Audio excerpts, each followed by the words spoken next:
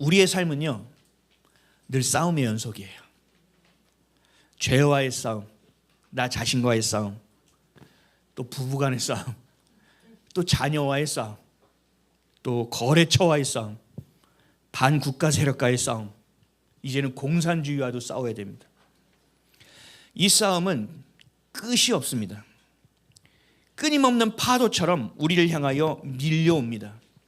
우리가 하나님의 나라에 가지 않는 이상 이 싸움은 절대로 끝나지 않을 겁니다. 계속됩니다. 하나님을 닮아가야 되는데, 하나님을 닮은 자녀가 되어야 되는데, 그거는커녕 맨날 싸움에 있으니까 이제는 긴장만 됩니다. 잘 때도 이렇게 하고 잡니다. 긴장돼서 불안합니다. 내 안에 그리스도의 사랑이 충만한 것이 아니라 세상을 향한 분노, 하나님을 향한 신뢰가 아니라 불신만 우리 안에 가득가득 채워져 내 삶이 점령당하고 있습니다.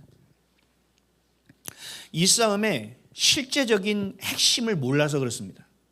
이 싸움의 키워드를 몰라서 그렇습니다. 이 싸움을 이겨내기 위해서 우리가 반드시 해야 될 것은, 이 싸움의 승패는 어디 있느냐? 자기 부인에 있습니다. 자기 부인의 싸움에서 지면 그 어떤 싸움도 이겨낼 수 없습니다. 그러나 여러분들이 자기의 부인의 싸움 가운데서 승리하고 있다면 어떤 대적이 여러분들을 삼키려 해도 삼킬 수가 없습니다. 요즘 식중독 걸리는 사람들도 있죠. 음식을 먹었어요. 근데 먹었는데 맛이 이상해. 그럼 어떻게 돼요? 오, 이거 새로운 맛이네. 그리고 먹어요? 어때요? 으악 하고 가가지고 막 하고 막 하죠. 그리고 옆에 있는 괜히 엄마한테 막 화를 내죠. 막 승질내고. 아니면 음식점에서 그런 일이 생겼어요. 당신들 장사 계속 할 거야? 뭐 이러면서 이렇게 얘기하죠. 다시 새 걸로 드리겠습니다. 당신 같으면 또 새 걸 주면 먹겠어? 뭐 이렇게 화가 나죠. 상한 음식을 먹으면 뱉게 돼 있어요. 뱉어야 되죠. 하나님이 우리에게 주신 게 아니라면 먹으면 안 되죠. 근데 입에 넣어보니 달아. 맛있어. 그러니까 꿀꺽꿀꺽 삼게 됩니다. 생각 없이 내 욕구대로 삼키고, 그 삼켜진 것이 어떻게 되느냐? 때마다 내 생각으로 튀어올라옵니다. 그래서 마귀의 장난에 걸려 들어갑니다.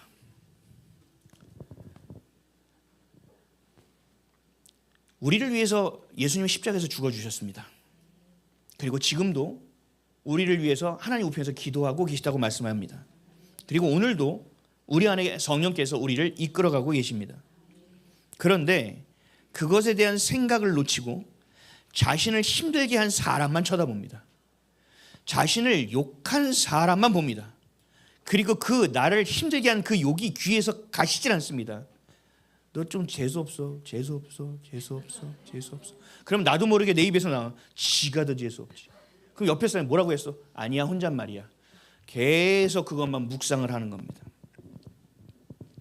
나를 통해서 행하신 하나님의 계획하신만 말을 해도 모자라는데, 지금 내가 당한 그 억울한 사실, 힘든 사실, 아픈 일만 묵상하고 붙들고 말합니다.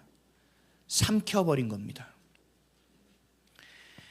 그러니까 우리의 영적 싸움에서 이길 수가 있겠습니까? 이길 수 없죠. 자기 부인은 기독교의 핵심입니다. 지금의 내 상황과 환경에 매이지 않고 지금도 나와 함께 하시는 하나님, 실수하지 않으시는 하나님, 여전히 나를 사랑하고 계시는 하나님, 나를 사용하실 수 있는 하나님, 그리고 내 힘을 빼고 하나님을 기대하는 것, 우리의 초점은 여기에 맞춰져 있어야 됩니다. 옆 사람이 뭐라고 하든, 뒤에서 빵빵거리든, 깜빡이를 안 켜고 들어왔든, 죽을 뻔하든 관계없어요. 죽을 뻔한 거지 죽지 않았잖아요. 하나님이 살려주셨잖아요. 그럼 우리는 뭘 봐야 되느냐? 선하신 하나님, 오늘도 나와 함께 하시는 하나님을 봐야 되는데 자꾸 놓쳐요. 대한민국의 주적은 누구입니까? 여러분 이러면 안 돼요. 바로 튀어나야죠. 북한이죠. 또 하나 생겼어요. 정확하게 중국 공산당입니다. 우리의 주적이죠. 우리는 주적을 봐야 돼요. 그것처럼 여러분들의 주적은 누구냐? 내 옆에 남편이다. 저거 진짜 20년 동안 양말 똑바로 벗으라고 했더니 까딱까딱거리면 하고 막 이런 그 안에서, 그래서 남편이 주적. 자녀 맨날 기도하는데 말 더럽게 안 들어. 저걸 확 어떻게 할 수도 없고, 저거 맨날 그 어렸을 때 상처 붙들고 50이 되고 60이 돼도 여전히 그 상처만 얘기하는 철없는 자녀, 그 자녀가 주적이 아닙니다. 아니면 윗집 맨날 쿵쿵거려가지고 층간소음을 내는 그 사람 주적이 아니에요. 여러분의 주적은 사탄마귀입니다. 그거를 명확하게 하세요. 또 하나 있습니다. 나를 부인하게 하지 못하는 내 안의 자. 이게 여러분들의 주적이 되어야만 합니다. 기억하셔야 됩니다. 그게 안 되면 여러분 싸움도 제대로 하지 못하고 뭉개집니다. 싸움을 시작하기도 전에 끝납니다. 자기 부인이 돼야만 합니다. 죽은 사람은 감정이 없습니다. 옆에서 죽은 사람 옆에서 너 진짜 옛날부터 너 재수 없었건 팍 뽑아요. 그러면 그 죽은 사람이 뭐라고 할까요? 자기 부인이 된다는 거는 이런 거예요. 누가 나에게 욕하면 그래? 넌 그렇게 느꼈어? 알았어, 나 지금 가야 되거든. 누가 저한테 뭐 너 저번에 뭐 어쩌고 그래 미안해. 그럼 다음에 연락 다시 한번 해. 문자 줘. 내가 까먹으니까 톡 보내. 나 지금 가야 되거든. 우리가 어디로 가요? 주님이 주신 그 길을 걸어가는 겁니다. 하나님이 오늘 나에게 주신 길을 걸어내야죠. 주님이 오늘 나에게 주신 순종의 몫을 살아내야죠. 그러니까 너는 지치죠. 근데 나는 지금 바쁘거든. 우리가 이런 마인드로 주님을 향하여 가면 싸워낼 수 있어요. 자기 부인이 되면 열등감이 있을까요, 없을까요? 없죠. 열등감을 가지고 마귀가 얼마나 많이 공격하는지 아세요? 여러분, 자존심. 내가 다른 건 몰라도 이건 못 참아. 이게 자존심이죠. 죽은 사람이 자존심이 있어요, 없어요? 없죠. 자기 부인을 한 사람은 하나님 아버지만을 믿고 하나님 아버지께 의탁한다는 거예요. 나를 내려놓고 나의 주인 되시는 주님을 향하여 나의 눈과 귀와 마음이 쏠려 있는 거예요. 여봐라, 걔 없느냐? 주님, 저 여기 있나이다 하고 기다릴 수 있는 자가 되어야 된다는 거죠. 이게 자기 부인이 된 자예요. 오로지 하나님의 뜻만을 향하는 인생을 살아가는 거죠. 옆에서 뭘 얘기하든 무슨 말을 하든 그게 무슨 상관이에요. 근데 이 내 힘을 빼는 게 쉽지 않아요. 매우 고통스러워요. 죽으면 되는데 죽다가 살아나. 죽다가 살아나. 그러면 지옥이 마치 이럴 거예요. 죽다가 살아나니까 고통스러울 거예요. 불가능할 것 같아요. 안 될 것 같죠. 그래도 해야 돼요. 자기 부인은 반드시 되어져야 돼요. 왜냐하면 이것이 우리가 영원히 살아갈 수 있는 유일한 길이기 때문이에요. 주님께 거듭나지 않으면 안 돼요. 여러분, 하나님 나라에 가는 거 쉬운 일이 아니에요. 한 번 영혼은 영원한 구원이다. 하나님의 마음은 그래요. 그렇게 주고 싶으세요. 근데 네가 자빠지는데, 네가 넘어지는데, 네가 나를 배도하는데, 네가 죄 가운데서 죄를 더 사랑한다고 하는데 주님이 그걸 어떻게 지키십니까? 안 되잖아요. 하나님의 말씀과 문구와 원어 빼서 다 오면 영혼은 하나님 우리를 구원하시면 불변해요. 근데 우리가 죄 가운데 있는데 하나님 안 된다니까요. 하나님도 우리에게 자유의지를 주셔서 끌고 가시는데 나 하나님 싫어. 그럼 어떻게 할 거예요? 나는 죄가 더 좋아요. 그렇게 빠져들어가면 어떡하냐고요.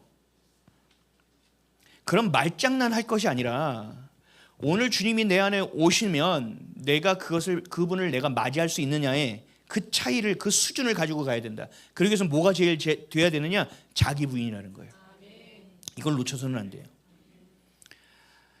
예수님은요, 우리에게 그 싸움을 어떻게 하는지를 가르쳐 주셨어요. 성경에 있어요. 예수님의 십자가 고난을 제가 쭉 풀어서 이야기처럼 얘기할 테니까 그냥 쭉 들어보세요. 눈을 감고 들어봐도 돼요.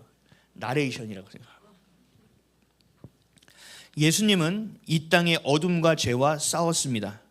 자신만이 아닌 저와 여러분에게 죄로부터의 자유를 주기 위해서 생명을 다해 싸웠습니다. 나의 영원한 아군이며 리더 되시는 예수님이지만 마귀는 우리에게 양심의 화인을 맞게 하고 욕심으로 죄가 가득해지게 만들었습니다.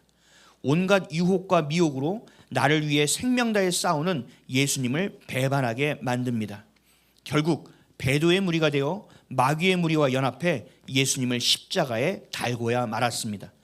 바리새인과 사두개인의 마음을 자극했고 무식한 군중의 마음에 분노를 품게 했으며 총독은 이를 방관하게 만들었습니다.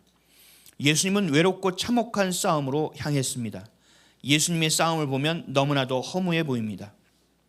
싸움이 치열함도 없이 일방적으로 압도적으로 끝나 골고다 언덕에 달려 허무한 것 같은 죽음으로 끝난 것처럼 보였습니다. 액면상으로 보면 사탄이 승리했습니다. 사탄도 마귀도 배도한 인간들도 승리한 것처럼 보였습니다. 하지만 그렇게 싸움이 끝나지 않았습니다. 예수님은 마귀를 이기는 것이 목적이 아니었기 때문입니다. 예수님이 십자가를 향하는 것은 우리를 향한 사랑이기도 했지만 가장 중요한 것은 하나님 아버지의 말씀에 완전한 순종을 드리기 위함이었습니다. 예수님은 십자가를 향할 때까지 철저하게 자기를 부인했습니다. 그 어떤 자신의 생각을 하지 않았습니다.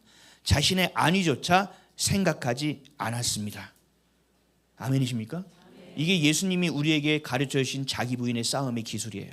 방법을 알려주신 거예요. 겟세마네 동산에서 예수님이 하신 일은 뭐예요? 하나님의 뜻을 끝까지 붙든 거죠. 누가복음 22장 42절에서 44절까지의 말씀 읽겠습니다. 시작. 그리스도의 아버지여, 만일 아버지의 뜻이거든 이 잔을 내게서 옮기시옵소서. 그러나 내 원대로 마옵시옵고 아버지의 원대로 되기를 원하나이다 하시니, 천사가 하늘로부터 예수께 나타나 힘을 더하더라. 예수께서 힘쓰고 애써 더욱 간절히 기도하시니 땀이 땅에 떨어지는 핏방울같이 되더라. 아멘. 예수님도 고통스러울 것 같았죠. 그것도 아시니까. 그래서 주님께 그 잔을 옮겨달라고 기도를 했죠. 그러나 하나님의 내 원대로 마옵시고 아버지의 원대로 되기를 원하옵니다. 이게 자기 부인이에요. 내 것이 아니라 하나님 것을 취하기를 원한다는 거죠. 지금 내 생각은 열받고 힘들어. 그러나 지금 주님이 원하시는 것을 내가 취하기를 원한다는 거죠. 그게 자기 부인의 시작점이에요. 그럴 때 이 고통스러운 걸 어떻게 이겨낼 수 있느냐? 43절이에요. 천사가 하늘로부터 예수께 나타나 힘을 더하더라. 그럼 자기 부인을 하는 것을 주님이 도우세요. 왜냐하면 자기 부인하는 것이 돼야만, 거듭나져야만 주님의 말씀이 우리의 귀로 들어오고 우리의 마음에 채워져서 성령 충만함으로 살아갈 수 있게 되기 때문입니다. 그래서 자기 부인하는 그 기도 가운데 예수님은 더 간절함으로 나아갈 수 있었다라는 거예요. 저와 여러분이 자기 부인을 향한 기도를 할 때도 마찬가지예요. 주님께서 힘을 더하여 주실 겁니다. 그래서 예수님은 죽음까지 순종할 수 있었다는 거죠. 마귀는요, 예수님을 죽이는 싸움을 했어요. 모든 것을 동원해서 예수님만 죽이면 끝난다고 생각했어요. 그러나 예수님의 싸움은 달랐죠. 하나님 말씀에 순종하는 싸움이었어요. 거짓 정권, 나라를 통째로 갖다 바치기 위해서 눈에 가시 같은 진짜 애국자들을 감옥에 쳐놓고 내란몰이를 하면서 죽이는 싸움을 하죠. 그럼 우리는 어떤 싸움을 해야 될까요? 거룩함의 싸움이에요. 주님의 말씀에 순종하는 싸움이에요. 하나님은 오차 없어요. 하나님이 실수하지 않아요. 지금의 대한민국 여기까지 왔다? 하나님이 방관했나? 하나님이 실수하지 않나? 천만에요. 하나님의 계획 안에 있는 거예요. 하나님의 뜻 안에 있는 거예요. 그럼 우리가 해야 될 것은 뭐예요? 하나님의 뜻이 하늘에서 이루어진 것처럼 이 땅에서 이루어지기를 소원합니다라고 기도하는 자들이 있어야 된다는 거죠. 그 기도하면서 순종하는 자들이 있어야 된다는 거죠. 그 몫이 우리의 몫이라는 거예요. 우리는 싸움을 그렇게 하는 거예요. 이것이 우리의 싸움이에요. 말씀에 순종하지 못하게 하는 내 자아, 주님 앞에 기도해야 되는 것은 아는데 무릎 꿇지 못하게 하는 내 자아, 하나님의 말씀이 진리이고 가장 중요하고 내 삶의 기준이 되어야 하는 것은 알고 있지만 그 말씀을 읽지 못하게 하는 내 자아, 이 자기 부인의 싸움을 여러분 반드시 싸우셔야 한다는 것입니다. 하나님 말씀을 향한 순종의 싸움이고, 그럴 때 하나님의 말씀과 언약은 성취되기 시작합니다. 창세기 3장 15절입니다.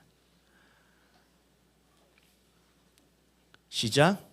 내가 너로 여자와 원수가 되게 하고 내 후손도 여자의 후손과 원수가 되게 하리니 여자의 후손은 내 머리를 상하게 할 것이요 너는 그의 발꿈치를 상하게 할 것이니라 하시고. 아멘. 이때 주님께서 말씀하셨던 것이 이루어지는 겁니다. 예수님의 그 전적인 순종 속에서 놀라운 일이 벌어지는 겁니다. 사탄 마귀는 자신들이 이긴 줄 알았습니다. 그러나 어떻게 됐어요? 완벽한 역전이 시작됐습니다. 자기 부인을 통한 하나님의 말씀을 향한 순종이 승리를 가져온 겁니다. 그냥 승리가 아니죠. 대역전의 완전한 승리를 가져온 것입니다. 이것이 그리스도인으로서 해야 될 거룩함의 싸움이에요. 하나님이 이미 약속들을 다 풀어 놓으셨어요. 그리고 하나님의 때에 맞춰서 주님께서는 그 일을 행하고 계세요. 하나님이 그 일을 행하시는 것에 우리는 뭘 해야 되느냐? 집중할 수 있어야 된다는 거죠. 그 안에서 힘들고 어려우니까 이렇게 해주세요 저렇게 해주세요가 아니라 하나님의 뜻을 이루는 자, 그 거룩함의 싸움을 우리는 해내야 된다는 것입니다. 이것을 우리에게 좀 적용하면 이래요. 여러분, 세상에서 잘 되려는 생각이 조금도 없습니까? 아멘. 수줍은 아멘. 아닐 거예요. 고통 없이 살고 싶을 것이고 많이 체험받아 살고 싶을 거예요. 예수님도 마찬가지였잖아요. 너무 고통스러울 거니까 이 고통을 거둬주기를 원했잖아요. 우리도 마찬가지예요. 주님, 좀 더 갖기를 원합니다. 좀 더 풍족했으면 좋겠습니다. 좀 더 이랬으면 좋겠습니다. 저랬으면 좋겠습니다. 예수님이 겟세마네에서 기도했던 것처럼 저와 여러분 어디서 기도해야 되느냐? 각자의 골방에서 기도하는 겁니다. 주님, 제가 돈을 좀 더 벌고 싶습니다. 제가 좀 더 넉넉하게 살고 싶습니다. 그러나 주님, 내 뜻대로 마옵시고 주님의 뜻대로 되기를 내가 원합니다. 라는 기도를 해야 된다는 거죠. 돈 내가 있으면 참 좋은데 그래도 하나님이 좀 그렇겠지? 그래도 주시면 참 좋을 것 같은데 하나님 주시면 안 돼요? 주시면 이렇게 좋은 데 쓸게요. 자기의 생각으로 범벅이에요. 자기의 생각으로. 그게 아니라는 거예요. 그런 마음을 하나님 앞에 고백하라고요. 힘들면 힘들다, 아프면 아프다, 더 갖고 싶으면 더 갖고 싶다. 그리고 나서 우리 기도는 뭐가 돼야 돼요? 그러나 주님, 내 원대로 마옵시고 주 아버지의 뜻대로 행하옵소서 라는 기도를 해야 된다는 거죠. 그게 바로 순종이에요. 거기서부터 시작되는 거예요. 여러분들의 그 고백이, 그 기도가 여러분들의 믿음이 되고 그 믿음이 결국 순종을 가져오게 되는 거예요. 어느 순간 내가 정신 딱 차려서 순종하고 걸어가는 게 아니라 이 과정이 있다는 얘기죠. 그럴 때 여러분을 부르신 하나님의 뜻을 깨닫게 됩니다. 이게 제일 중요한 일이에요. 내가 왜 사는가? 여러분, 왜 살아요? 내가 왜 뭐하고 사는 거예요? 직장을 왜 다니는 거예요? 이 가정을 왜 이루고 있는 거예요? 그것이 점점 선명해지기 시작하는 거예요. 하나님이 내게 생명을 주신 이유, 나를 조선시대 때 태어난 게 아니라 지금을 살게 하신 이유, 70년대 80년대 한국교회 한참 좋을 때 그냥 누릴 때가 아니라 다 쪼개져가지고 망할 때 나에게 신앙을 주셔서 지금 살게 한 이유, 이 뜻을 알게 된다는 거예요. 그 뜻을 알게 되면 하나님이 원하시는 때를 향하게 돼요. 그러니까 기도하면서 머물러 있고 멍 때리는 것이 아니라 기도하면서 기대하게 되는 거예요. 주님, 언제예요? 지금입니까? 내일입니까? 지금이에요? 오늘이에요? 방금이에요? 계속 주님 앞에 물어보게 되는 거예요. 주님, 어떻게 하면 좋겠습니까? 이 우리의 믿음이 점점 자라나게 되는 거예요. 아담으로 인하여 사망이 우리 가운데 들어와서 활개를 쳤지요. 그래서 우리 자녀라는 사실을 잊게 만들었어요.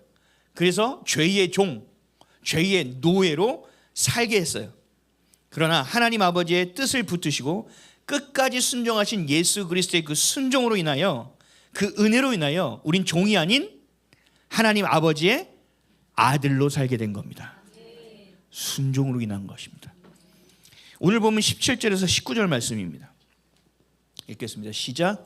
한 사람의 죄로 말미암아 사망이 그 한 사람을 통하여 왕노릇하였은즉 더욱 은혜와 의의 선물을 넘치게 받는 자들은 한 분 예수 그리스도를 통하여 생명 안에서 왕노릇하리로다. 그런즉 한 범죄로 많은 사람이 정죄에 이른 것 같이 한 의로운 행위로 말미암아 많은 사람이 의롭다 하심을 받아 생명에 이르렀느니라. 한 사람이 순종하지 아니함으로 많은 사람이 죄인 된 것 같이 한 사람이 순종하심으로 많은 사람이 의인이 되리라. 아멘. 그 무엇도 아닌 예수 그리스도의 그 순종함으로, 그 십자가에서 피 흘려 주심으로, 주님께서 주신 것을 순종함으로 행함으로 죽음과 부활로 인하여 우리 또한 의인이 될 수 있다라는 얘기죠. 이게 얼마나 큰 소망인지 몰라요. 구원을 받을 수 있다는 얘기예요. 이게 복음 아니겠습니까? 순종으로 인한 것입니다. 순종은 믿음 없이는 불가능합니다. 근데 믿음이 눈에 보이나요? 유물론자들이 얘기하잖아요. 공산주의자들이. 야, 믿음 보여? 하나님 보여? 아니잖아. 보이는 것만 믿어. 아니요. 믿음은 보이지 않게 하죠. 그러나 순종으로 인하여 내 믿음이 드러나 보여집니다. 행하지 않는 믿음은 죽은 것이죠. 순종한다는 것은 믿음이 우리의 삶을 통하여 행함으로 드러나게 되는 겁니다. 예수를 믿으면요, 티가 나게 돼 있어요. 내 안에 그리스도가 계시면요, 내가 아무리 아닌 것처럼 해도 드러나게 돼 있어요. 왜냐하면 그 안에서의 구별됨의 모습들이 있기 때문이에요. 행함이 있기 때문이에요. 늘 제가 예를 드는 건데, 남편이 아내를 보고 내가 당신을 많이 사랑해, 알지? 그리고 월급 갖다 줘. 월급은 당연히 갖다 주는 거예요. 그렇죠? 사랑하면 뭐 해야 돼요? 설거지도 하고, 그렇죠? 아내가 하루 종일 육아했으니까 나도 미치도록 힘들지만 좀 더 애 봐주고 아내 밥도 먹고 좀 쉬게 해주고 청소기도 한 번씩 더 돌리고, 사랑하니까 하는 거죠. 계약에 의해서 하나요? 내가 요만큼 더 하면 용돈이 5% 올라, 이래서 하나요? 아니죠. 사랑하기 때문에 하는 거예요. 사랑이라는 것은 드러나게 돼 있는 거예요. 보여지게 돼 있는 거예요. 우리 어제 제가 얼마나 행복했는지 몰라요. 우리 교회가 식당 봉사가 넘쳤어요. 봉사하는 분들이. 오, 행복하더라고요. 청소하는 분들 한 명인가 두 분 했는데 몇 분이 가서 땀 뻘뻘면서 막 걸레질하고 계시더라고요. 또 저쪽에서는 방송팀이 모여가지고 막 인수인계 한다고 그러고 막 하고 있어요. 한 팀은 사전 답사 간다고 가 있어요. 또 한 팀은 제자 훈련을 하고 있어요. 또 한 팀 어린이 부서는 모여서 회의를 하고 있어요. 제 마음이요, 와, 이게 교회가 돌아간다, 이런 마음이 드는 거예요. 물론 뭐 그 일 때문에 그런 건 아니지만, 와, 멋지다. 이거를요, 제가 강요했나요? 아니에요. 자발적인 거예요. 우리 뭐 방송실 뭐 저기 직원인가요? 아니요. 그럼 오늘 밥 해주신 분들은 뭐 하면은 뭐 마일리지를 제가 한 100 더 드리나요? 아니죠. 자발성이에요. 왜 자발성이냐? 사랑하기 때문이에요. 이 교회가 예수님의 피값으로 세워진 몸된 교회라는 것을 내가 마음으로 알기 때문이에요. 그러니까 드러나 보여지는 거예요. 순종이라는 건 누가 등을 떠밀고 옆구리를 찔러서 하는 것이 아니라 되어지는 거예요. 그러나 뭐가 전제예요? 자기 부인이 전제라고요. 아니, 맨날 나 지금 3주째 청소하는데 아무도 안 나오네? 아유, 지금 내가 계속 해야 돼? 자기 부인이 안 된 거죠. 청소하면서 막 사람들이 지나갈 때마다 땅을 더 크게 닦고 막 이렇게 아유 막 이러면서 드러내 보이려고. 아니요, 이건 자기 만족이죠. 이건 하나님이 보지 않아요. 하나님 카운팅이 안 돼요. 하나님께 인정받을, 사람에게 인정받을 짓을 하면 안 돼요. 하나님을 향하는 것의 내 믿음이 순종으로 드러나 보여지고 증명되어진다. 여러분의 신앙은요, 이 땅에서 반드시 증명되어져야 돼요. 여러분의 신앙은 반드시 이 땅 가운데서 인정을 받게 되어져야 돼요. 뭐 개독교다, 뭐 예수쟁이다, 이런 말도 들을 줄 있어야 돼요. 그렇죠? 딱 한 명 안에 여러분 들어야 돼요. 저한테 상담하시는 분들, 이 교회 나와야 돼요, 말아야 돼요, 뭐 어쩌고저쩌고 그러면 제가 나오되 그냥 나오면 안 돼요. 핍박과 박해를 받고 나오세요. 지금도 힘들어요. 지금도 힘들어요. 괜찮아요. 핍박과 박해를 받고 오세요. 그래야 확신이 서요. 그리고 그 핍박과 박해를 받잖아요. 그 충격이 날 깨워요. 이게 좌파가 하도 많으면 긴가민가하거든요. 가만히 있어, 내가 맞나? 가만히 있어봐, 이건 좀 맞는 것 같기도 하고 아닌가? 헷갈리기 시작한단 말이죠. 근데 내가 진리를 선포하고 그 안에서 순종하는 삶을 살아내면 보여지게 돼요. 내 안에 내게 유익이 더 있다니까요. 아, 이거 아니었지, 도저히 안 되겠다, 이런 마음가짐이 생기는 거예요. 확신이 생긴다는 거예요. 그래서 주님은, 하나님은 제사보다 순종을 더 중요하게 여기셨다고요. 사무엘상 15장 22절 시작. 사무엘이 이르되 여호와께서 번제와 다른 제사를 그의 목소리를 청종하는 것을 좋아하신 같이 좋아하시겠나이까. 순종이 제사보다 낫고 듣는 것이 순양의 기름보다 나으니. 아멘. 여기서 되게 중요한 게 나와요. 그러면 우린 보면, 아, 제사보다 순종이 중요하구나 라고만 생각하죠. 아니요, 하나 더 봐야 돼요. 듣는 것이, 청종하는 것이. 청종한다는 건 뭐예요? 듣고 따른다는 얘기죠. 이게 순종이에요. 순종은 그냥 막 내가 하는 게 아니라 들어야 돼요. 믿음은 뭘로 말미암아 나와요? 들음이죠. 하나님의 음성을 들어야 돼요. 그리고 듣고 따라야 돼요. 이거를 성경은 순종이라고 얘기하는 거예요. 그래서 아까 또 얘기하는 거예요. 자기 부인이 안 되면 들리지 않아요. 내 안에 내가 가득하면 하나님의 음성이 들리지 않아요. 내 기준이 명확하면 하나님의 기준이 내 안에 들어오질 않아요. 그래서 자기 부인이 필요한 거예요. 자기 부인이 해야 그제서야 하나님 말씀을 듣게 되어지는 겁니다. 그래야 더 이상 죄의 노예로 살지 않고 돈과 쾌락의 종으로 살지 않고 상처와 분노의 종으로 살지 않을 수 있어요. 억울함과 외로움에 매이지 않고 하나님의 아들로 살아갈 수 있게 해주신 것에 감사한다는 거죠. 이게 순종의 열매예요. 내 신분을 찾는 거예요. 내 정체성을 찾는 거예요. 순종하면 할수록 가장 선명하고 명확해지는 게 뭐냐? 내가 누구인가예요. 내가 하나님의 아들이구나. 내가 얼마나 가치 있는 존재구나. 여러분 스스로를 볼 때 어떻게 생각해요? 아유, 나 같은 게 뭐 내가 뭐 나는 이것도 안 되고 저것도 안 되고 잘하는 것도 없고 뭐도 없고. 항상 스스로를 보면 긍정적으로 봐요, 부정적으로 봐요? 엄청 부정적으로 보죠. 너무 긍정적으로 이런 나르시즘을 가지고는 안 돼요. 맨날 거울 보고 예뻐 막 이런 건 정신이 좀 문제가 있어요. 그런 분 보면 제보하세요. 진실의 마음으로 들어야 돼요. 그게 아니라면 내 안에 항상 부정적인 게 많단 말이에요. 근데 여러분 이 부정적인 게 많다는 것 자체가 여러분들이 자기 부인이 안 된 거예요.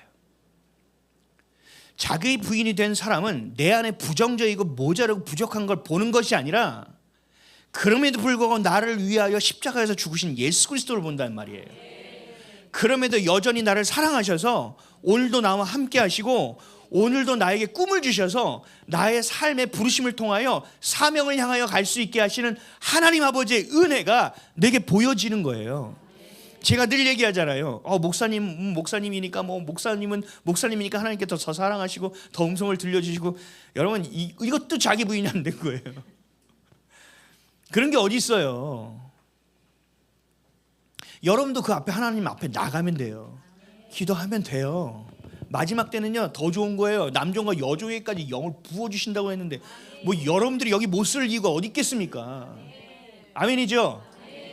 주님이 주시는 그 자기 부인을 통하여 하나님을 경험하게 되면 시선이 바뀌는 거예요. 나를 향한 시선이 바뀌는 거예요. 아이고 참 너 진짜 애쓴다 애써 막 이러면서 스스로에게 얘기하는 게 아니라 존귀한 존재라는 거예요. 내가 얼마나 가치 있냐는 거예요. 나를 위해서 예수님이 십자가에서 죽어주셨다? 야, 내가 그만한 존재라고? 나 같은 게? 아니, 너를 위해서야. 너 때문이야. 너를 살리기 위함이야. 성경에서는 그 얘기를 계속하고 있잖아요. 죄가 여러분의 삶에서 왕노릇하게 하면 안 돼요. 여러분의 생각과 부정적인 것이 여러분의 삶에 왕노릇하게 하면 안 돼요. 여러분의 상처받은 것도 억울해 죽겠는데 그 상처가 내 삶을 이끌도록 내버려둬서는 안 돼요. 그 모든 것을 십자가 앞에 다 던지고 녹여지는 거예요. 십자가 앞에 못을 박는 거예요. 그리고 나는 주님 다시 새 거예요. 주님 오늘 제가 뭐 할까요? 오늘 뭘 볼까요? 얘기하는 거예요. 그럼 주님이 알려주시겠죠. 아멘이십니까? 제가 교회 정착을 잘 못했어요. 교만해서 가면 목사님 딱 말씀, 목사님 기도를 안 하는 목사님 같아.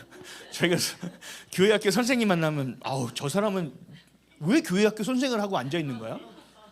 또 어디 딱 가면 일진이 와 있어. 저 새끼 학교에서는 저러면서 교회 와서 순한 양처럼 구는 거 봐. 저 윗선. 그리고 교회를 안 다녔다고요. 잘 이게 교회가 싫어서. 근데 나중에 주님이 주신 마음을 갖고 교회를 갔는데 뭐래도 하고 싶은 거예요. 제가 여전히 지금도 생생해요. 제가 교회 가서 주님이 마음 주셔서 제가 첫 봉사가 뭔지 아세요? 예배 끝나고 사람들 나갔을 때 종이 주셨어요. 쓰레기. 그리고 성경책 제자리에 정리하는 게 제가 여기 서는 가장 첫 번째 했던 일이라고요. 자발적으로. 주님이 원하시는 게 뭘까? 나 사랑하는데 주님을 향해서 내가 뭘 하면 좋을까? 사람을 향한 시선이 아니라 하나님을 향한 시선으로 바뀌었더니 겸손해지고 주님의 마음을 향하여 가게 되더라. 자기 부인, 그 자기 부인이 될 때까지 제가 얼마나 힘들었게요? 얼마나 얻어 터졌게요? 진흙바닥에 얼마나 질질 끌려다녔게요? 여러분 이 과정이 반드시 있어야 돼요. 고난이 없이는 자기 부인이 안 돼요. 고난 준 남편 보고 막 도끼는 뜨고 우리 옛날에 우리 아버지 때문에 이런 거 하지 마요. 그만해요. 과거로 가지 마요. 그 고난이 여러분을 살리는 거예요. 그 고난이 여러분을 깨우는 거예요. 그 고난 때문에 예수의 십자가가 진짜가 되어지는 거라니까요. 그래서 그렇게 순종함으로 따라가게 되는 거예요. 이 자기 부인은 없으면 순종이 안 돼요. 자기 부인이 없는 기독교는 가짜예요. 고난이 없이 예수를 믿는다? 내 인생이 평탄하다? 다 가짜예요. 그런 게 세상에 어딨어. 하나님 우리를 맨날 들어 흔들어 깨우는데, 야 정신 좀 차려라, 야 여기 봐야지, 너 어디 보고 있어. 저한테 하시는 말씀은 항상 그거예요. 너 정신 안 차릴래? 여기 보라 그랬잖아요. 여기. 그래도 네 이러고 있어요. 가다 보면 멈추라고. 내 소리가 안 들려? 앉아 있으라고. 지금 항상 이거예요. 저한테는 하나님께서. 여러분들은 그렇게 다루지는 않을 거예요. 목사들은 빡시게 다뤄요. 하나님께서. 하나님이 우리 가운데 주시면 그걸 따라가고 들으려면 어떻게 되냐? 자기 부인 안 되면 불가능하다니까요. 진짜 그럼 진작에 큰 말로 얘기하지. 멈추라고 미리 얘기하면 되잖아. 신호등 하나 세우든가. 이렇게 자기 부인 안 되면 내 생각으로 돌아버린다고요. 근데 자기 부인이 되면 듣기를 원하는 거예요. 멈추라고요? 주님 죄송합니다. 제가 멈췄습니다. 그 다음은요? 이렇게 되지 원망, 불평 이런 게 생기지 않아요. 아멘이십니까? 자기 부인이 안 되면 말씀이 안 들어오는 거예요. 자기 부인이 안 되면 순종은 안 되는 거예요. 자기 부인이 안 되면 자기의 상처와 외로움과 억울함으로 그냥 평생 살다가 끝나는 거예요. 그런 사람이 구원을 받을 수 있어요? 그런 사람이 하나님 나라를 어떻게 가요? 불가능하다니까요.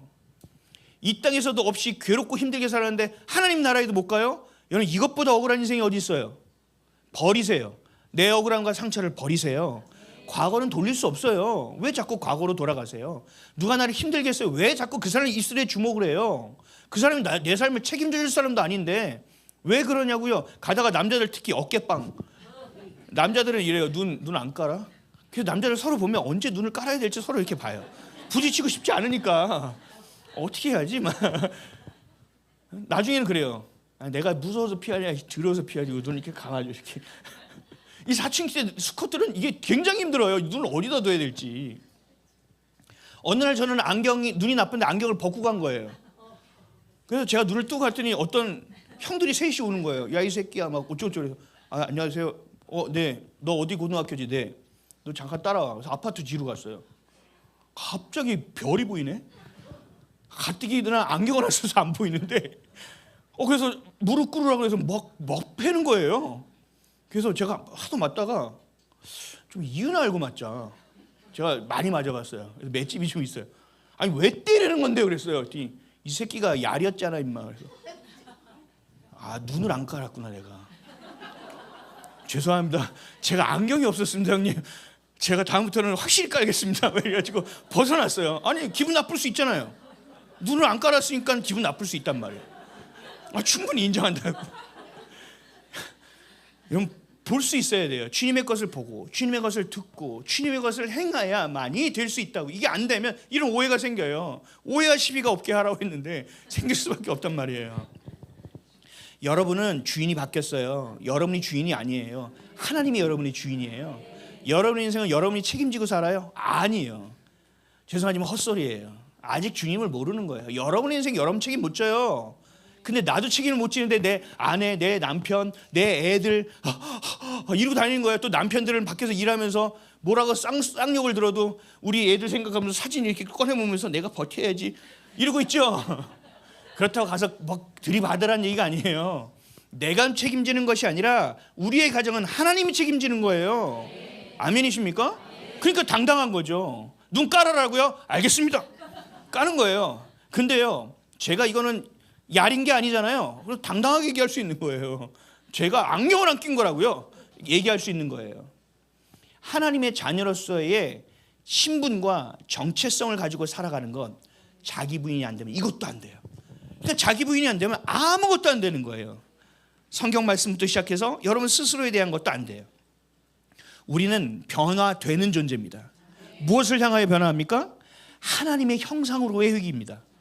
회복되는 겁니다. 하나님을 닮아가는 것입니다. 하나님의 성품이 생기는 거예요. 그렇다면 뭐예요? 내가 지금까지 이리고 지지고 볶고 힘들고 어렵게 살아 겨우 생존을 위해서 살았던 것이 아니라 이제 멈추는 거예요. 하나님의 부르심의 몸질을 묻는 거예요. 그래서 하나님이 나를 이 땅에 보내신 이유를 찾는 거예요. 먹고 살기 위해서 여길 갖고 성적에 맞춰서 여길 가는 인생이 아니라 주님이 나를 부르신 이유대로 살아가는 진짜 인생을 살아가게 된다는 거예요. 이게 회복이에요. 이게 하나님의 형상으로서 회복이라고요. 자기 부인을 하면 그냥 진짜 끝이야 죽어가 아니라 형상으로 회복이 된다고요. 정체성이 달라지는 겁니다.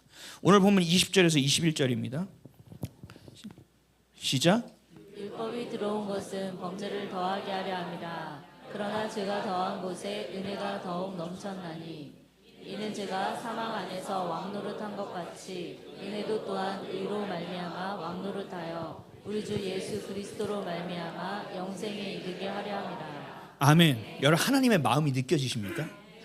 여러분 이렇게 되길 원하신다니까요. 그래서 그 핏값의 모든 그것을 치러주셨는데 우린 여전히 아유 이 화상아 이러고 앉아있다니까요. 여러분 이게 교만이라는 거예요. 하나님이 그렇다면 그렇게 믿어야지 왜 자꾸 내 생각을 집어넣습니까? 넌 존귀한 존재야. 그러면 아멘 주여 제가요? 그런 존귀한 존재에게 양복 한 벌 주십시오. 뭐 맛있는 음식을 먹여주십시오. 이래야 되는데 존귀한 존재야. 알아요 알아. 에이 이러고 살아요. 이게 뭐예요? 자기 부인이 안 되니까 엉망진창이 되는 거죠. 그럼 요나를 한번 보시죠. 하나님께서 요나를 택하셔서 니느웨에 가서 복음을 전하라 회개하라고 얘기하라고 하셔요. 아니면 다 죽는다. 그랬더니 요나가 짜증이 나는 거죠. 우리 민족을 이렇게 괴롭게 한 자식들이 얘기를 하는데 이걸 내가 원수의 나라 가서 회개를 해서 쟤네를 살리라고? 죽여도 속이 시원찮은데 내가 살리라고? 청천벽력이죠. 이건 뭐예요? 요나가 자신이 판단한 겁니다. 자기 부인이 안 되면 하나님의 음성을 들어서 자기가 판단하게 됩니다. 자기가 생각하는 거죠. 이거는 구원받을 만한 자격도 없는 민족이야. 이건 누구 생각이에요? 내 생각입니다. 애국심이 하나님의 진리보다 더 큰 겁니다. 지금도 여러분들 잘 생각하셔야 돼요. 애국심도 좋지만 하나님의 진리가 더 중요합니다. 왜 우리가 이 자유민주주의를 지키려고 싸우느냐? 예배 자유예요. 예배 자유. 하나님을 대적하는 자들이잖아요. 대적해야죠. 그럼 떠난 다음에요. 대적하는 거예요. 그래서 니느웨가 아닌 다시스로 가는 배를 타죠. 달아날 곳도 없는 곳에서 마주쳐서 배에서 던져집니다. 바닷속으로 꼬르륵 빠지죠. 얼마나 사시나무 떨도 떨었을까. 그랬더니 하나님께서 예비하신 큰 물고기가 꿀꺽 삼킵니다. 그래서 물고기 밥이 됩니다. 사흘 동안 물고기 뱃속에 있습니다. 그리고 니느웨에 가서 그 물고기가 요나를 토해내게 하셨습니다. 예수님이 죽은 지 사흘 만에 다시 살아나셔서 우리에게 부활의 첫 열매가 되어주신 것처럼 요나도 그 뱃속에 사흘 동안 완전한 자기 부인, 자기 죽음을 맞이하게 된 겁니다. 그럴 때 나와서 뭐예요? 회개를 선포한 겁니다. 순종하게 되는 겁니다. 자기 부인이 없이는 불가능한 거죠. 요나 말씀 한번 볼까요? 요나서 3장 1절에서 5절 시작. 여호와의 말씀이 두 번째로 요나에게 임하니라. 이르시되 일어나 저 큰 성읍 니느웨로 가서 내가 내게 명한 바를 그들에게 선포하라 하신지라. 요나가 여호와의 말씀대로 일어나서 니느웨로 가니라. 니느웨는 사흘 동안 걸을 만큼 하나님 앞에 큰 성읍이더라.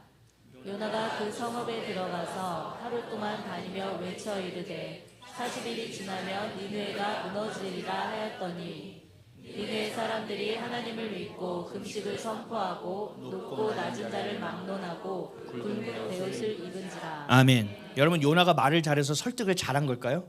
아니죠. 이미 하나님은 이렇게 될 모든 것을 예비해 놓고 준비를 끝낸 상태였죠. 요나의 순종만 기다리고 계셨다는 겁니다. 그럴 때 그 넓은 니느웨에서 요나가 며칠 동안 외쳤어요? 단 하루를 외쳤을 뿐인데 니느웨의 왕부터 시작하여 백성에 이르기까지 금식하며 회개하며 베옷을 입고 눈을 울며 불며 애통하며 회개하는 놀라운 역사가 일어난 것입니다. 뭐로 기인한 거예요? 자기 부인을 통한 순종입니다. 여러분 순종의 첫걸음을 듣는 것에 있어요. 하나님의 말씀을 듣는 거예요. 내 생각을 제쳐버려야 돼요. 제껴버려야 돼요. 내 것이 버려져야 돼요. 순종의 반대말은 뭘까요? 불순종이죠. 순종하지 않는다면 우리의 생각과 모든 행동들은 불순종의 열매가 열려질 겁니다. 그럴 수밖에 없습니다. 그래서 하나님을 신뢰해야 돼요. 근데 이 중에 주의해야 될 게 하나가 있어요. 주의해야 될 건 뭐냐? 순종을 하되 자기 부인을 통하여 순종을 하되 순종의 결과에 집착해서는 안 된다. 순종의 과정 속에서 순종을 향하는 훈련을 받아야 되는 것이다. 우리 자녀들은 가정에서 부모님의 말씀에 순종하는 훈련을 반드시 해야만 됩니다. 부모가 얘기하면 몇 번째 얘기하는 거야? 알았어. 아니, 그럼 몇 번 얘기하기 전에 해. 그렇죠? 이건 내가 알아서 할 거야. 네가 알아서 못하니까 얘기하는 거야. 부모님의 말씀에 순종하는 훈련을 받아야 돼요. 근데 보이는 부모님의 말씀에 순종도 못하는데 보이지 않은 하나님의 말씀에 순종할까요? 안 되죠. 그러니까 가정에서 그 신앙의 훈련이 되지 않으면 되바라지는 겁니다. 그 되바라지면 어떻게 돼요? 고난의 깊이가 깊어지겠죠. 그러니까 여러분들이 자녀를 사랑하면 어떻게 해야 돼요? 가르쳐야 돼요. 훈계해야 돼요. 책망해야 돼요. 집안에서 그 고난의 과정을 겪어내게 해야 돼요. 그래서 하나님께서 딱 하면 쫙 알아들을 수 있는 수준이 돼야 돼요. 그래도 고난은 받아야 돼요. 마음이 가난해져야 진짜 주님이 되기 때문에. 우리 부모님도 마찬가지예요. 부모님께 준 권위, 자녀들 앞에 서 있는 권위는 어때요? 예수님의 권위는 하나님 아버지께 순종함에서 부여받은 것입니다. 부모의 권위도 마찬가지입니다. 자녀 앞에서 야 아빠한테 엄마한테 이래서 권위가 생기는 게 아니에요. 목소리가 커진다고 권위가 생기는 게 아니에요. 부모님들이 하나님의 권위에 순종할 때 부모에게도 권위가 세워지는 것입니다. 그러니까 부모가 하나님 앞에 순종하는 몫이 없는데 자녀에게 이래라 저래라 순종하는 말하면 돼야 안 돼요? 할 수는 있겠죠. 근데 들어먹어요 안 들어먹어요? 열매가 없어요. 열매가 있을 수가 있나? 그러니까 부모의 권위를 잃어버린 부모는 자녀가 실제적으로 복음을 듣고 하나님께 순종할 수 있는 기회를 박탈하는 것입니다. 부모가 하나님의 말씀 가운데 깨어있지 않다는 것은 그냥 복음을 못 전하는 수준이 아니라 하나님의 권위에 순종할 수 없게 만드는 일을, 그 큰 죄를 부모가 저지르는 것입니다. 그래서 회개해야 돼요. 늦었는데요. 자녀가 다 잘하는데 괜찮아요. 하나님은 하실 수 있어요. 회개하고 가면 돼요. 그 길이 더 쉽지는 않을 수 있지만 주님은 하실 수 있어요. 순종을 통하여 주님께서 그 기류를 바꾸지 않습니까? 순종을 통하여 주님께서 그 뿌리와 열매를 다 바꿔놓지 않습니까? 하시는 분은 하나님이라는 거예요. 하나님 모든 것을 다 예비하시고 준비해 주시고 뭘 기다린다고요? 우리의 순종을 기다리고 계신단 말이에요. 이게 중요한 거예요. 하나님의 말씀은 참 많이들 알아요. 정말 한국교회 목사님들끼리 이렇게 얘기하면 그래요. 한국교회 성도들이 머리만 커져가지고 말도 안 듣고 힘들어 목사님들이 얘기해요. 머리가 커졌다는 건 뭐냐? 말씀을 많이 안다는 거예요. 목사님이 이 설교하면 그거 저 말씀 나올 게 뻔해. 그럼 딱 나와. 그럴 줄 알았어. 일단 머리로 알아요. 오늘 제목을 딱 보면 무슨 말씀인지 대충 그림이 그려. 한 20년 이상 다니잖아요. 그러면 오늘 무슨 말씀 하겠구나 까딱까딱거리고 앉아있어요. 그 말씀인데 뭐 이렇게 돌려서 얘기하고 이렇게 오랫동안 얘기해. 나도 모르게 그렇게 돼 있어요. 머리만 커진 거예요. 근데 여러분의 삶에서 그 말씀이 관계가 있냐고요. 여러분들이 많이 아는 그 말씀이 삶에서 어떻게 작용하냐고요. 여러분들이 알고 있는 그 말씀이 여러분들의 삶을 끌고 가고 있냐고요. 그게 아니면 이게 무슨 말씀인데요? 그냥 지식이죠. 이게 꾸란과 또 뭐예요? 그 불교 경전과 뭐가 달라요? 하나님은 여전히 우리 가운데서 살아계신 하나님, 어제나 오늘이나 영원토록 함께 하시는 하나님. 이 말씀은 길이요 진리요 생명이라고 말씀하셨는데 어떻게 그 경전하고 똑같이 여기고 사냔 말이에요. 머리로 알면 뭐하냐고요. 200독하면 뭐하냐고요. 주님의 마음은 1도 모르는데. 주님과의 관계 속으로 들어가야 돼요. 주님이 우리의 주님이 되어주셔야 돼요. 이 말씀과 삶의 괴리가 점점 커지잖아요. 걷잡을 수가 없어요. 나중엔 포기해버려요. 그런 척하고 살아요. 믿음 있는 척, 집사인 척, 권사인 척, 장로인 척하면서 산단 말이죠. 이거는 하나님 앞에 죄를 짓는 겁니다. 거짓입니다. 말씀에 순종하지 못한다는 것은, 그 말씀에 끌려 살아가지 못한다는 것은 결국 뭐냐? 하나님을 사랑하지 못하고 있다는 얘기입니다. 하나님을 사랑하는 자만이 계명을 지킬 수 있다고 말씀하셨기 때문에 하나님을 모르는 겁니다. 그러면 어떻게 해야 돼요? 주님께 그 사랑을 달라고 얘기해야겠죠. 그래서 주님의 마음을 알게 해달라고 얘기했죠. 그래서 가장 중요하게 기도의 자리인 거예요. 기도의 자리에 들어가야 돼요. 기도의 자리에 들어가서 하나님의 음성을 들을 수 있어야 되고 내 것을 다 토설해낼 수 있어야 되고, 우리도 사람을 만나면 한 번 만나고 두 번 만나고 세 번 만나면 친해지잖아요. 그렇죠? 그리고 말을 좀 더 나누고 밥 한 번 먹으면 더 친해지죠. 그래서 우리 인사치레가 맨날 뭐예요? 밥 한 번 먹어요. 이 인사치레잖아요. 친해진다고요. 하나님과도 마찬가지예요.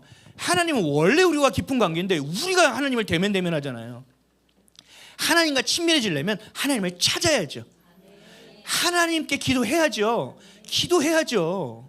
저는요, 이 기도실 2개 만들었잖아요. 우리 좀 더 보강을 할 건데 지금도 꽤 괜찮아졌어요. 그렇죠? 꽤 괜찮아졌죠. 그래서 저는 그 월 캘린더를 붙여놓으면 이게 사람이 너무 많이 쓸 줄 알았어. 이게 웬걸. 이따 식사를 가서 보세요. 제가 진짜 깜짝 놀랐어요. 한국 교회는 그래도 기도 훈련은 좀 됐다고 생각했거든요. 제 착각인 것 같아요. 여기서 우리가 기도할 때 부르짖는 거, 그거는요 어느 정도는 해야죠. 이것도 좋아요. 근데요, 혼자 있을 때, 여러분이 은밀한 시간에 있을 때 여러분이 보고 듣고 말하고 행하는 게 여러분의 영적인 수준이라니까요. 믿음의 수준이에요. 왜 골방을 안 찾아요? 저렇게 해놓은 교회가 몇이나 된다고. 이게 답답해요. 다니엘, 한나, 다니엘은 조금 더 길어. 그래서 남자들 가서 이렇게 누워도 돼. 준성재가 키가 몇이죠? 103이라고요? 183? 183도 누울 수 있어요. 기도하다가 허리 아프면 좀 누워서 기도하고, 힘들면 접이의자 가서 앉아서도 기도하고, 성경도 볼 수 있도록 아주 조명도 잘 해놓고. 아니 저는 아주 그냥 미어 터질 줄 알았는데 충격이에요, 여러분. 와, 진짜 이거 3개 하려고 했는데 진짜 이거 너무 충격이에요. 여러분 집에 그런 골방이 있으니까 안 오는 거죠? 이거 냉난방 시설도 다 갖춰놓고 냉장고에 먹을 것 다 채워놨고, 아니 이렇게 좋은 게가 어디 있어요? 여러분, 하나님과 관계가 있어야 돼요. 친밀해야 돼요. 주님이 진짜 주시는 마음을 내가 듣기를 원해야 돼요. 그래서 거기 갔는데 좀 냄새가 좀, 그러면 막 거기 가서 예쁜 냄새도 좀 갖다 놓고 막 꾸미고 막 그래야 되는데, 이게 좀 내 생각은 너무 다르다. 기도할 때 가장 중요한 게 자기 부인이 돼요. 기도할 때가 자기 부인의 가장 중요한 시간이에요. 내 뜻과 내 모든 것을 주님께 다 토설하지만 주님께서 그것에 응답할 리가 없어요. 왜냐하면 좋은 소리가 안 나와요. 제가요 돈을 더 달라고 막 그러면 주님 뭐라고 할까요? 참, 주님이 이러실 수도 있어요. 저 같으면 그럴 거예요. 야, 적당히 해라 임마. 이럴 수도 있죠. 저라면 그만 좀 얘기 알았어. 근데 주님은 기다리고 계세요. 그리고 그게 다 되면 뭐래냐면 하나님의 마음을 알게 하세요. 여러분 계속 한번 토설해봐요. 2시간 3시간 앞에 가서 주님한테 주님이면 나와봐 이러면서 한번 기도해보라니까요. 그런 기도 해야 돼요. 토설 기도. 또 하다가 갑자기 하나님 마음에서 또 펑펑 울다가 또 다시 또 당면 주님이 막 좋아서 막 찬양하다가 또 막 화내다가 막 이게 한 2시간 3시간 하잖아요. 내 힘이 쭉 빠진단 말이에요. 내 안에 있는 것이 다 나와요. 그러면 그 다음에 기도하는 게 이거예요. 자기 부인이 되는 기도가 나와요. 주님의 뜻을 알려주세요. 주님이 원하신 것을 하기를 원합니다. 근데 이게 기도를 안 하는데 무슨 자기 부인이 돼요? 주님과 친밀함도 없는데 무슨 자기 부인을 해요? 주님께 말로만 주도권을 내어드린다면 무슨 소용이 있어요? 그게 하나님을 기만하는 일이지. 지금 이 거짓 정권이 우리를 얼마나 기만하고 있습니까? 여러분도 하나님을 기만하면 안 되죠. WCW, NCK 로전대에 반대합니다. 우리 주보 보고 와 행복해가지고 와놓고 2주, 3주, 4주 전 눈이 더 동태눈이 돼. 무슨 여기 오면은 무슨 안전한 포구예요 여기가? 아니요. 그게 아니에요, 여러분. 여러분 안에, 여러분의 생각에, 여러분의 마음에 자기 부인이 안 되고 여전히 내 것을 가지고 있는 상태에서 하나님의 말씀만 들어오면 뭐예요? 다 섞여버리잖아요. 이게 WCC라니까요. 제발 제가 나가서 하면 항상 그래요. WCC예요? W예요? 이제 그만 얘기해 이제 그거. 그건 알잖아요. 그러면 나를 좀 보라고. 스스로를 먼저 보라고. 스스로 안에 WCC 거울 좀 보라고요. WE가 좀 가까운지 로잔이 가까운지 비교해서 보고 회개 좀 하라고요. 이 교회는 아니니까 여기 들어와 있으면 아니래. 누가 여러분의 이 교회가 여러분의 구원을 보장하는 줄 알아요? 천만에요. 도와주는 것이지.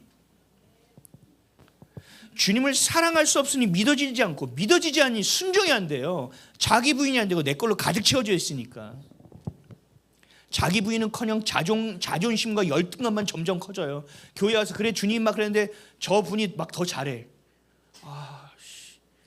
나는 이것도 못하는구나. 그래도 식당 봉사하러 왔는데 그래도 내가 좀 해야지. 근데 저 권사님은 막 다음 막 이러고 있어. 근데 나는 이러고 있어. 막 열등감. 주님 저는 안 되나 봐요. 그러면 저는요 차리는 걸 할게요. 그런데 차리는 거 하다 보니까 저 집사님 손이 엄청 빨라. 던지는데 젓가락이 딱 꽂혀. 그러니까 이게 나는 이것도 안 되나 보다. 자기 부인이 안 되니까 아무것도 안 된다니까요. 하나님의 권위까지도 상실이 되는 거예요. 우리 안에. 자기 기준으로 꽉 채워진 바리새인이 되는 겁니다. 반드시 기도하는 시간을 가지십시오. 반드시 그 거룩함의 시간을 여러분 확보하셔야 돼요. 바쁘고 힘들 때도 확보하세요. 저도 저기서 막 바쁘게 저 진짜 일 많거든요. 지금 밀렸어요. 막 하다가도 뭐 하냐 여기 와 앉아 있어요. 여기 와 앉아 있다고요. 기도실 들어가서 허리가 이 교통사고 후유증이 아직도 있어가지고 기도실 다니엘이 좀 더 길어요. 다니엘 가서 좀 누워 있으면 기도한다고요. 주님 이해하시죠? 이러면서 누워서 기도한다고요. 그리고 청년부실 제가 좋아해요. 창가에 청년부실 앉아가지고 참 좋은 카페처럼 내가 여기 와 있네. 주님 참 좋지요. 계속 기도하는 시간을 확보한단 말이에요. 확보. 저기 잠옷실 들어가서 우리 아이들 여기 들어올 텐데 주님 임재하여 주십시오도 기도하고, 음악실 피아노 의자에 한번 앉아서 주님 여기 앉아서 기도하는 회개의 영이 쏟아지게 하옵소서 기도하고, 또 물 퍼먹으면서 주님 이것을 먹으면 목마르지 아니하리라 하셨사오니 이 물을 마시는 정말 주님을 사모하는 마음이 부어지게 하옵소서 계속 기도하고 다니는 거예요. 이게 뭐예요? 삶의 주도권을 주님께 내어드리는 거예요. 여러분 반드시 기도하세요. 이거 기도 안 하면 안 돼요. 부정선거 재선거 당일 투표 수개표 외쳐야지. 이제는 AUF도 공주에서 수사하라 해야지. 저 누가 이거 티셔츠 선물해 준대요. 부정선거 이거. 그래서 이번에 7월 3일날 그거 입고 가려고요. 그 철야 예배할 때. 그것도 좋지요. 근데 자기 부인이 안 되면 꽝이에요. 꽝이에요. 여러분 몇십 년 교회 다니고 무슨 집분 있고 헌금은 얼마고 교회를 몇 개 살았다 꽝이에요. 죄송하지만 아무것도 안 돼요. 겟세마네에서 예수님이 순종하셨던 것, 물고기 뱃속에서 했던 자기 부인의 요나의 순종, 이 순종은 결국 뭘 가져오느냐? 위대한 승리를 가져옵니다. 죄를 이기는 위대한 승리를 가져옵니다. 불순종을 뚫고 순종하는 자기 부인의 위대한 승리를 경험하게 합니다. 하나님의 언약의 성취를 향한 위대한 승리를 맛보게 되는 것입니다. 승리를 해야 되지 않겠습니까? 거머쥐어야 되지 않겠습니까? 그게 와닿지 않아요? 그럼 대한민국의 거짓 정권은 무너지고 자유민주주의가 세워져야 되지 않겠습니까? 아멘이시죠? 그럼 우리가 뭘 해야 되느냐? 순종해야 된다고요. 주님 앞에 기도해야 된다고요. 대한민국에 들이운 이 어둠은요, 여러분 더 짙어질 거예요. 더 어려움이 올 겁니다. 거짓 정권에 그리고 거짓 선동하는 이들의 목소리는 점점 더 커질 겁니다. 더 강팍해지고 완악해져 가는 것입니다. 이건 뭘 의미하냐? 동이 트기 전이란 얘기입니다. 주님이 일하실 때가 점점 다가오고 있다는 우리에겐 희소식입니다. 우리에게 가르쳐 주시는 거예요. 이 어둠을 통해서, 이 어둠을 통과하는 우리의 삶을 통하여 주님께서 가르쳐 주시는 게 있어요. 공산당 나빠, 이것만 가르쳐 주시는 게 아니에요. 그래 하나님께 소망이 있어, 이것만이 아니에요. 반드시 우리의 영적인 어둠도 다가올 거예요. 엔드타임 가운데 여러분이 상상하지 못하는 어둠이 우리 가운데 올 거라고요. 그러면 너희가 이 어둠의 과정 가운데 훈련을 받아서 진짜 우리가 통과해야 될 어둠이 왔을 때는 어떻게 해야 될지를 알라고 말씀하시는 거예요. 이 과정을 그냥 이재명을 쫓아내는 것만 생각하시면 안 된다는 얘기예요. 이 어둠 속에서 우리는 무엇을 바라봐야 되는가? 어둠이라는 것은 어떻게 돌파해야 되는가? 앞으로 다가올 그것들은 어떻게 우리가 준비해야 되는가? 왜 이것을 가르쳐주고 계시는지에 대해서 여러분 생각하셔야 돼요. 생각해야 돼요. 그냥 이 싸움은 그냥 여기서 끝나는 싸움이 아니에요. 대한민국을 자유국가로 재건하셨어요. 하나님은 이승만 대통령이라는 사람을 세워서 오랫동안 준비하셨죠. 그리고 그 대통령에게 꿈을 주셨어요. 모두가 하나님의 백성이 되는 신국, 하나님의 나라를 꿈꾸는 것을 이승만 대통령의 꿈으로 주셨어요. 거기서 끝나지 않았죠. 이승만 대통령이 주신 하나님의 꿈이 뭐냐? 통일을 통하여 대륙의 복음을 가지고 나아가는 선교 대국이 되게 해달라는 꿈입니다. 하나님의 말씀을, 복음을, 그 자유를 우리만 가지고 있는 것이 아니라 헐벗고 어렵고 종의 멍에를 메고 있는 자들에게 그 자유를 선포하는 나라가 되게 해달라는 것이 이승만 대통령에게 주신 하나님의 마음이었다고요. 성경으로 보면 다시 오실 예수 그리스도를 예비하는 민족이 되게 하옵소서. 이것이 대한민국의 부르심입니다. 근데 이게 자기 부인 없이 되겠습니까? 안 돼요. 될 턱이 없어요. 기도 없이는 될 수 없어요. 대한민국의 부르심이 있기 때문에 주님이 우리를 구원하실 거라고 우리가 믿는 거라는 거죠. 출애굽을 앞둔 이스라엘 백성들이 맞이할 때 그 6월절에 하나님이 명령하신 것만 보고 마칠게요. 뭐라고 하셨느냐? 출애굽기 12장 11절 읽겠습니다. 시작. 너희는 그것을 이렇게 먹을지니 허리에 띠를 띠고 발에 신을 신고 손에 지팡이를 잡고 급히 먹으라. 이것이 여호와의 유월절입니다. 아멘. 하나님의 일하심이 임박한 이때, 지금 우리도 마찬가지예요. 이때 뭘 해야 되느냐? 허리에 띠를 띄어야 돼요. 허리에 띠는 뭐예요? 우리 전신갑주에 진리 허리띠, 이거 뭐예요? 띠가 이게 예수 그리스도예요. 이 띠가 없이는 나머지가 장착이 안 돼요. 우리의 허리는 중심이에요. 예수 그리스도만이 우리의 중심이 되라는 얘기예요. 우리가 지금 이렇게 먹을 때 예수 그리스도가 중심이 되고 발에 신을 신고 나갈 준비를 하고 손에 지팡이를 잡고 그 방향성이죠. 그 다음에 뭐라고요? 급히 먹으라. 하나님이 요 이 땅 할 때까지 우리가 이렇게 하고 있어야 돼요. 지금 우리의 태도가 이래야만 돼요. 허리에 띠를 띠고 발에 신을 신고 손에 지팡이를 쥐고 서둘러 나아갈 채비를 하고 있어야 돼요. 주님 준비됐습니다. 주님 어디로 갈까요? 준비하고 있어야 돼요. 그럼 이게 바로 죄의 종으로 사는 것이 아니라 하나님의 아들로 살아가는 정체성의 모습이라는 거죠. 주님께서 서둘러 일하실 때가 옵니다. 그럼 그걸 준비하십시오. 그 어둠을 향하여 지금의 어둠을 잘 통과하십시오. 보십시오. 배우십시오. 그 기도의 자리에 서십시오. 그럴 때 우리는 그거보다 더한 어둠이 왔을 때 여러분들이 리더가 되어 많은 이들을 끌고 어둠을 통과하게 될 겁니다. 그 놀라운 은혜가 우리에게 있어야 됩니다. 그래서 특공대라고 얘기하는 게 다른 특공대가 아니에요. 그것을 여러분들의 각자가 리더가 되는 겁니다. 끌고 가야죠. 보이지 않는 것. 화재 났을 때 연기가 나면 아무것도 안 보이지 않습니까? 근데 소방서들은 이거 끼고 다 보지요. 그러면서 사람들이 이거 끼워주면서 숨쉬게 하면서 데려오죠. 그 소방서 아무것도 안 보는데 따라가죠. 여러분 우리가 그렇게 주님을 따라가 봐야 돼요. 그렇게 따라가 봐야 다음에 우리가 다른 사람들을 붙잡고 그 어둠 연기 속에서 다른 사람을 끌어내 줄 수 있다라는 겁니다. 믿음으로 사십시오. 순종에 이르십시오. 순종의 열매를 거두십시오. 자기 부인을 싸우되 끝까지 싸우십시오. 여러분의 힘이 아니라 하나님이 주시는 힘으로 싸우십시오. 어디서? 기도의 골방에서. 그렇게 위대한 승리를 순종을 통하여 맛보는 저와 여러분 되시기를 예수 그리스도의 이름으로 축원드립니다.